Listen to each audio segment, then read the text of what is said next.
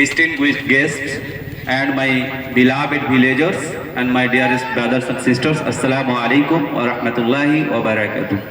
First of all, I would like to wish you all a very and happy, prosperous Eid al-Adha Mubarak. Today I have come here as a motivational speaker, and I will speak on a beautiful topic, that is বর্তমান প্রেক্ষাপটে মুসলিম সমাজের উন্নয়নের জন্য কোথায় শিক্ষা নেওয়া দরকার। Due to the scarcity of time, I will not prolong my speech. Before going to start my topic, we should know that what is the education. আমরা প্রথমেই জানি যে এডুকেশনটা কি জিনিস। এডুকেশনটা কি জিনিস? আল্লাহ তাআলা কুরআন মাজিদে বলেছেন ইকরা বিইসমি রাব্বিকাল্লাযী খলাক। তুমি পড়ো কার নামে?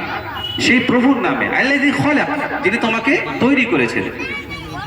আল্লাহ তাআলা যখন প্রথম ওহী নবী সাল্লাল্লাহু আলাইহি ওয়াসাল্লামের প্রতি অবতীর্ণ করলেন, তখন তিনি বললেন না যে তুমি ঘুরে বেড়াও, তখন তিনি বললেন তুমি পড়ো। সেটাই হচ্ছে এডুকেশন। আমরা সবাই জানি যে education is the backbone of our society.